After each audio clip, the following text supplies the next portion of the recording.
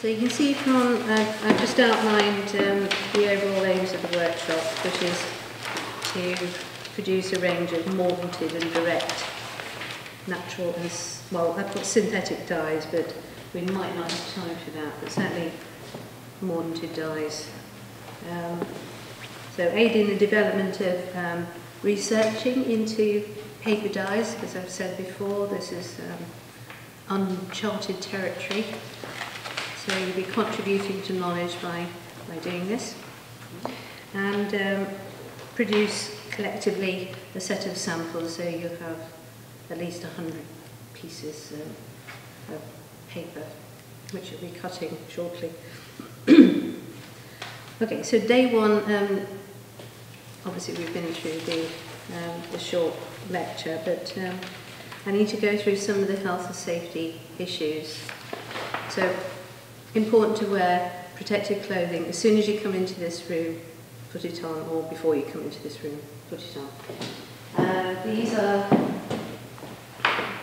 protective goggles, so when you're mixing any of the chemicals or handling them, measuring, you should be wearing these. I know it's difficult with glasses, I know I can't, but you're probably okay with your glasses. Replace those, yeah, you wear instead of those. You probably won't see there, will you, with those? I think, yes, glasses are fine if you wear them, but those who don't, you must wear those. The nitrile gloves should be worn pretty much throughout. Certainly with any handling in the dry phase, wet stage, these are called nitrile, so they are protective gloves. Come in 3 different sizes, and these withstand any caustic and acidic chemicals. Okay, so that protects your hands. Disposal is very important. The tin mordant. Tin chloride, when you're finished, this doesn't look very much, but we'll be replacing this all the time. We can only keep 1 Winchester of waste solvents in the studio at one time. Crazy. We have to keep going up down the stairs into the outside store to decant it. But so the tin mordant, excess tin mordant, goes in this bottle. If you find that it's filling up, then just tell me and I'll go and empty it. Okay. The others, we are okay to release those into the water course, but we need to use a copious amount of water to flush it down. Okay, so with the alum and the iron and any direct colours, if there's any excess, then just flush that down with a copious amount of water. And that should go down in the sink. Not these 2 big sinks which are used for washing works of art. Okay. We'll also engage the extractor unit, so that's for any chemicals. It's really dealing with the mordants, and we've decanted the mordants into smaller, so you've got 1 set on each table. So when you're handling these, you should be wearing a dust mask as well. The dust masks are here.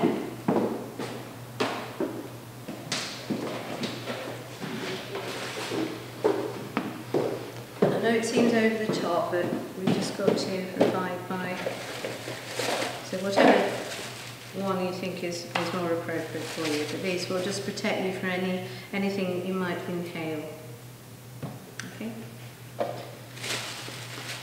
But we're only using small quantities, so if we're careful, there's no risk at all, absolutely no risk at all. But with doing a larger group and moving samples from one place to another, mixing at different stations, you are increasing the risks by how many of us? 8. Okay. So that's why it's important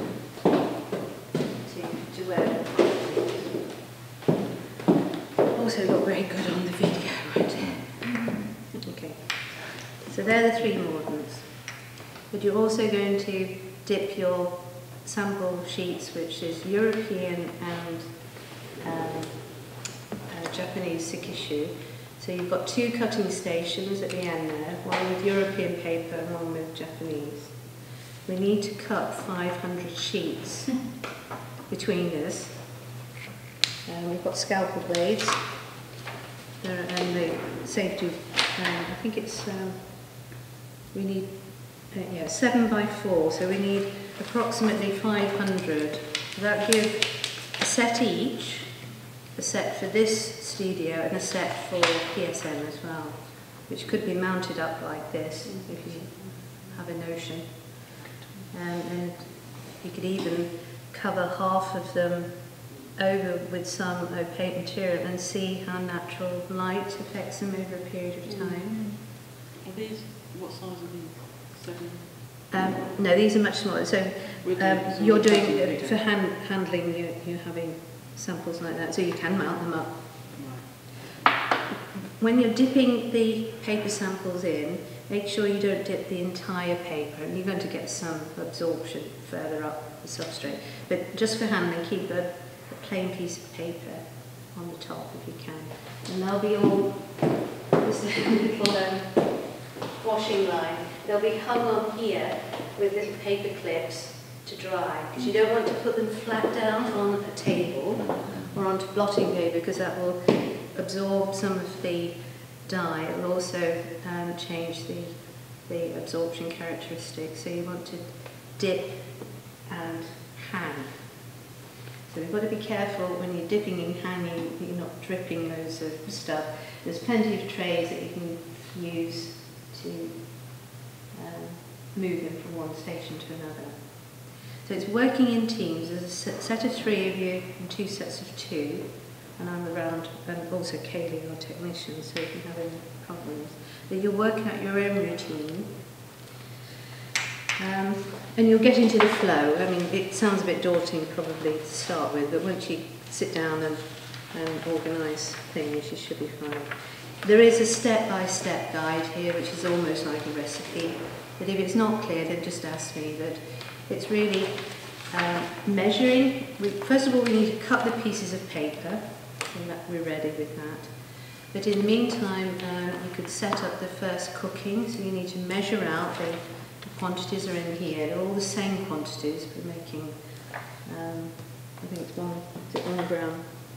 Yeah. 1 gram of material in a litre of water. There's your stock solution, and you'll be cooking that for an hour in the saucepans here on the hot plate. Okay.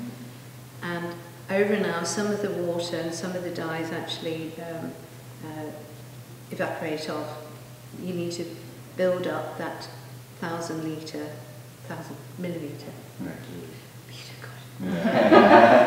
There will be a disposable problem. Keep that topped up, because you need to then decant that and use that stock solution with the different mordants.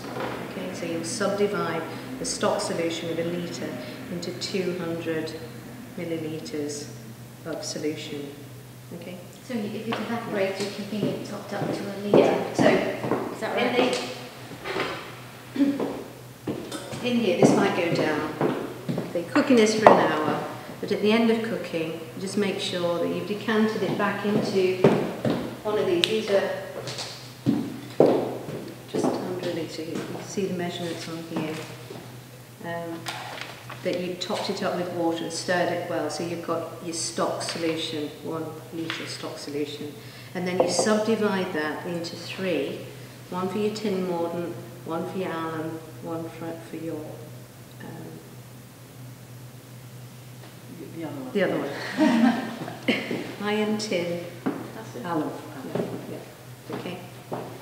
So you have 200 mils, 200 mils, 200 mils. Then you add iron in one, alum in the other in the other. Right.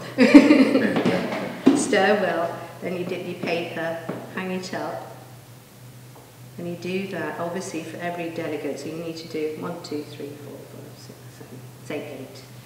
8 set of samples, or 10, because we need 10, yeah. So if you could do 10. Do 10, so 10 dippings. So that's the mordant, And how do you record which solution and mordant you're using? Well, you can use a pencil, not a pen, but use a pencil, and that's part of the planning process to decide amongst your group. But I would suggest that you name them, say, alum mordant 1 or whatever, but just in pencil on the back, so you've got that record. Because you've got that before you dip in. So you've got a strip, let's say, these are kind of strips. You can go further up, but you're dipping, so you can put your notations on the top in pencil, and also that's where it's hung up, but then you've got the die at the bottom. So 10 of those, and you hold those in for the same amount of time. So you'll need to time that too, because you don't want to do one for 1 minute, one for 10 minutes, because you're going to get different results, of course. And then hang it up. So you carry, it's all in here, 2 minutes, I think. are you carrying it vertically with the dripping down here? Because you obviously can't lay it down. Yeah, no. Just let it drip. I mean, it won't be like trailing. Each one carry vertically and then hung up. Yeah. So as a team, you'll be working. You'll get into a rhythm. I mean, I've done this with 15, with more dies and more. It does work, but you just have to get into a rhythm as a group. And you have to make sure when you're pegging, presumably it doesn't touch any of it. Yes, you don't want to. Should you have your own line? Yes, well, we thought about that, but we can number the different groups. So 1, 2, 3, 4, 5. So you probably have about 5 each. So I can put group, because you've got numbers on your tables. Group 3. So I'll label them up. So you've got some division there, so you know where you are. Okay. Excuse me, Jane. So we have to start with cooking the die first? Cooking the die, one die first, One because die. you can't, because we've only got one hot plate per table. How many dice are there? We've got 2 dies. 2 dies on, these are the die. Each table has a different set of dies, so you have 6 different colours, which represent all of these along here. The only thing you won't have is the chrome, because that's carcinogenic. Okay. You should have a set of samples like this at the end of it. So hopefully we boil one today and one tomorrow. Yeah, you might even get 2, but it takes an hour to cook them. But each table has 2 different types, so just do 1 today or one tomorrow. Yeah, it's probably. So it's more or if you can, by the end of the day, maybe get the next one on the boil. Working as a group, you'll be able to do that. Okay. You'll have different activities. Okay. Does it need to cool down before you dip? Is there a difference between how the... That's a good question, actually. Most dyes are administered when they're very hot, sometimes boiling, but very hot and certainly not cold. So once you've cooked it, then you really need to start dipping. I think the temperature, you could record the temperature, but I think with this workshop we can't maintain a set of temperatures across the board, because when we come to the second dilution we're adding cold water. And cold water from this tap, not this one, because this is pure water, reverse osmosis water, so you get a better result. We use the water from that for any of your samples. But you can record, I can get thermometers out. In fact, I think I asked Kelly to get them out. So part of your table, when you're recording things, you could put the temperature, because that might affect. You might think, I think if that was a bit hotter, that might have been better. You've got to go on instinct, as well as, because it's a craft as much as a science. Okay. These are the tables that I can photocopy any number of these, so you can, and you might have other things that you want to record as well. But you can just jot down, things like ease of preparation, whether you had any problems in preparing it. Some of the harder material, for instance, this is kurumi, this is like a hard shell, walnut shell. and some of them are in large pieces. What you need to do is to get some cotton material, which is out on the table there, and the hammer. Go downstairs, because this floor, if you start hammering on the floor, it just bounces up and down. And then pulverise this into a much finer material. Okay. Otherwise, if you stick that in the water, you won't get the dye extracting from it as much as if it was in more powdered form. You're not going to get it in fine powder, but to reduce the size of the material. But this is how you would forage it if you went out into the wood and, you know, things. Husk like this, very high in tannins, this one particularly. So you need to bash it like hell between fabric. Don't put it in a plastic bag because it just splits. We've tried that. And then you measure out your 100 grams. Each of the tables has balances. And they're very easy to work. You put on and off. Has that gone on?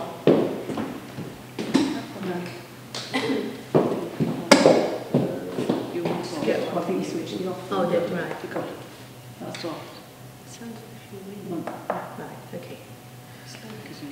Yeah, okay. So these little watch glasses are good to weigh the material, but you don't want to take that into, you know, the weight of that into consideration. So you put the watch glass on first, okay? And then when it stabilises, then you press 10 again, and then you can add your 1 gram, and it will just measure 1 gram. There's just 2 clicks of that. Okay? So to come back to the temperature, yes. So if we were doing the second today, boil that up, can it then easily sit for tomorrow, and then you just heat it up tomorrow? We wouldn't heat it up again because that could affect. Okay, so you can't really. So yeah, we'd use it at room temperature if you didn't have time to do it today. No, it does keep, but you wouldn't want to increase the heat because it can extract more of the material. We're trying to have some sort of standard where we're measuring out just 1 gram of each material. It may be that some of them need 2 or 3 times that amount to make a decent dye, but we found with these set of samples that 1 gram in a litre of water, and then subdividing that litre into 200 mils and then adding your mordants, different mordants, then you'll get 1 set of concentrated samples, and then you'll then dilute that by half again and get a further tone or a lighter tone.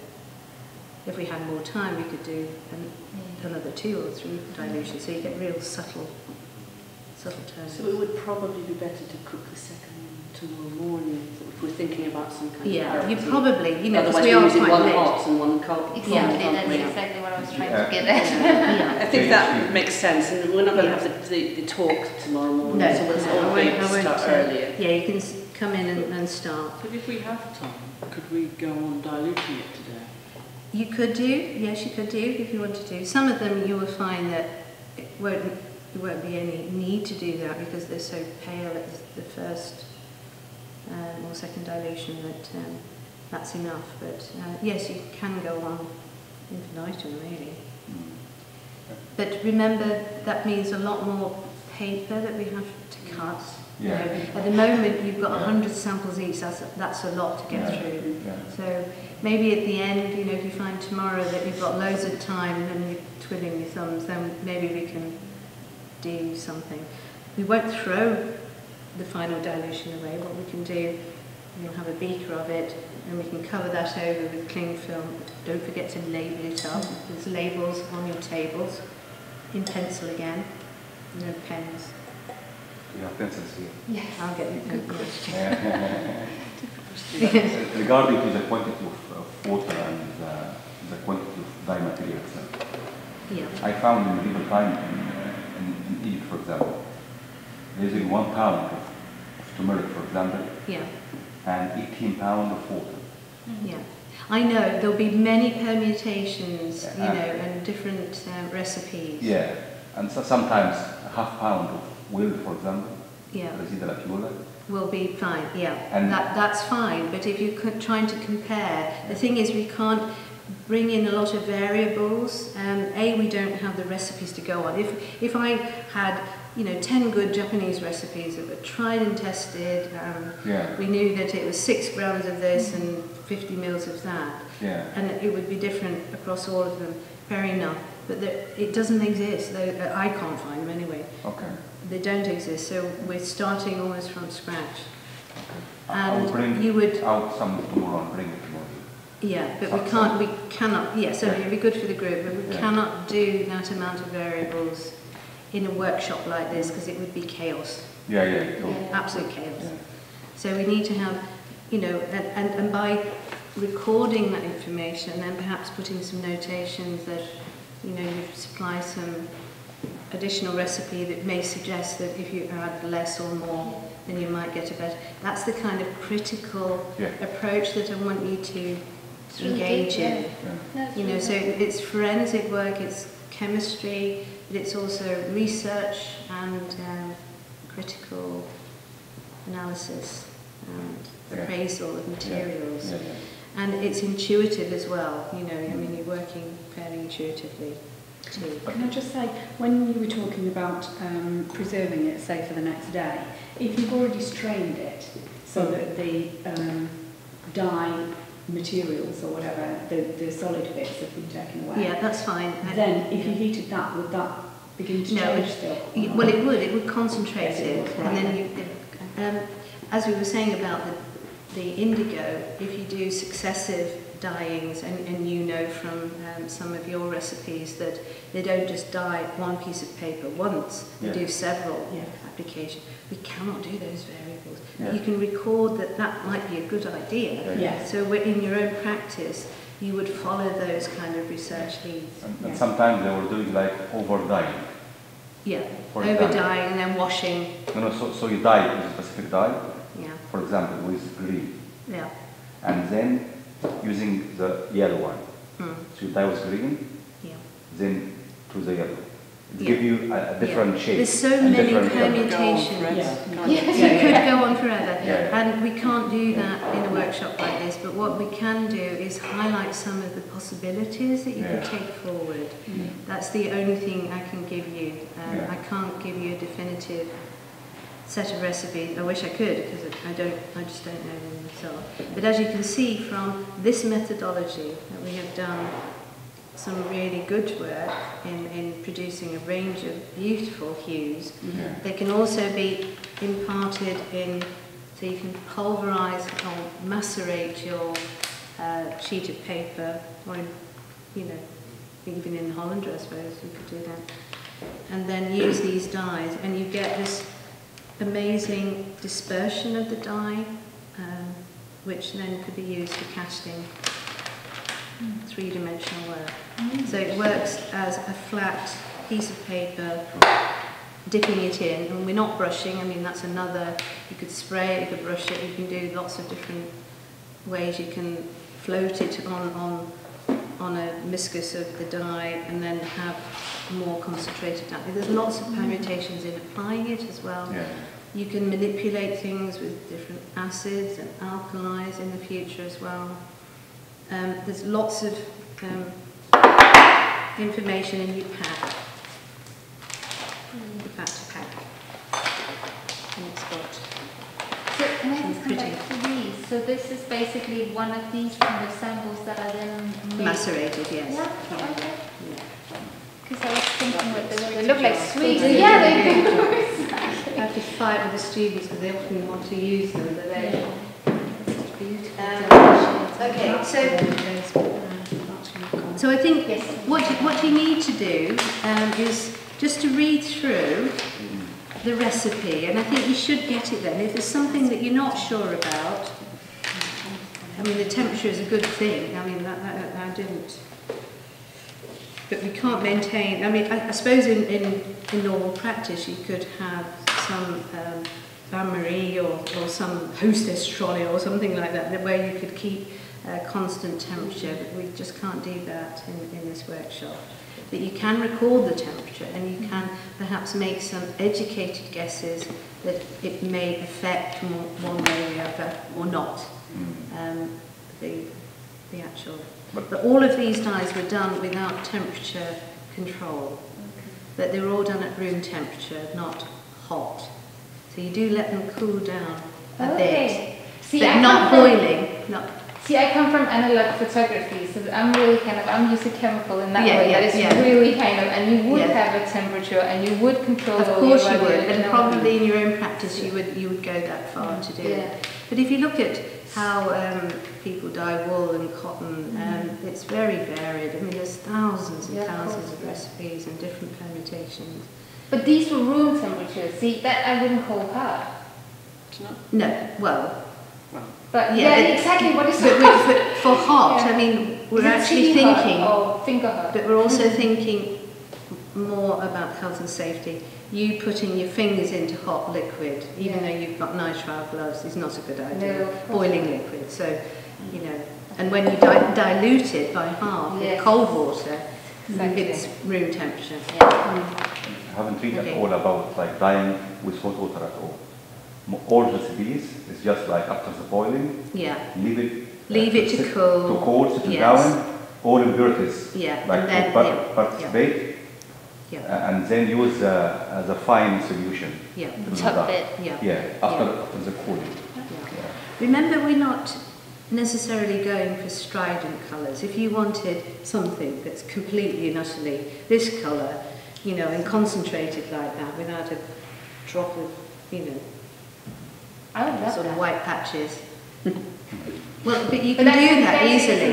You know, you can do it with synthetics like Partisol, a few drops in water, just to, you know, that's no craft at all really. Or you can apply it with a brush. These are Japanese dyes that cost a fortune. You can take this home, but this is the range of dyes that they have. 2 or 3 drops of these. Are they synthetic or natural? Natural. These are natural. They're synthetic. Organics, they're synthetic organics. These are natural. So they're more or less what you're using here, but in purified, concentrated form. But that would cost £50.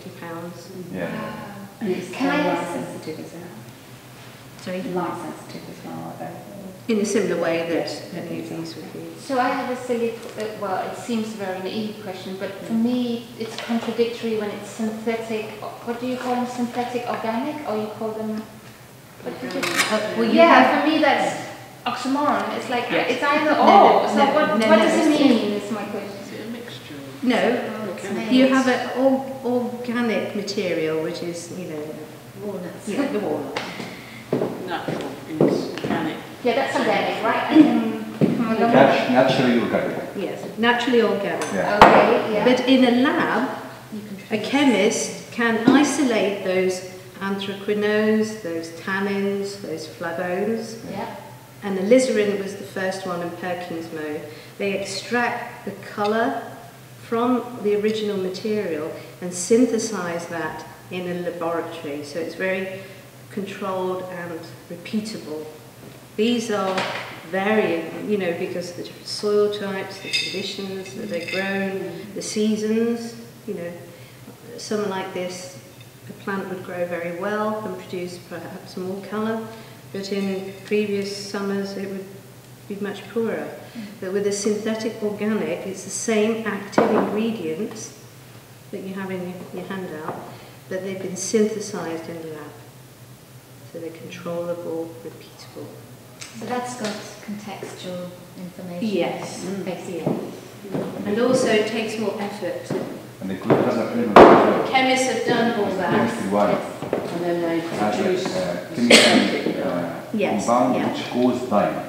But because these this are... one, you have resins, gum, cellulose as well. So these synthetic organics, as opposed to inorganic, so if you were using your earth colours, they're inorganics. Why are they inorganic? Because they're not organic, they're not carbon-based compounds. All organic material is carbon-based. So if you look at it as a molecular structure, it's carbon-based, whereas inorganics have a variety of metals and what have you. It's interesting. Pigmentation. Yeah, and they're mainly from rocks. Yes, I mean, obviously, earth colours come from rocks, lapis lazuli comes from rocks, azurite comes from rocks. Vermilion, mercuric sulfide originally came from rocks, although now it's synthesised in the lab. It's called vermilion. It's basically a volcanic material, mercuric sulfide. Is lapis lazuli inorganic? Inorganic. Lapis lazuli. Yeah. Very expensive. From Afghanistan. I thought it was organic. Because No, it has to be carbon-based. We are using organic material today because it's from plants and wood and seeds and pods, not rocks. So something that doesn't live, basically if you say that, if it doesn't live, I'm not saying it's got a set of lungs or anything, but if it's not living matter, if it's not basic carbon, then it's, regardless whether it's collected from the wider environment, it is Wow. Inorganic. inorganic. So that's something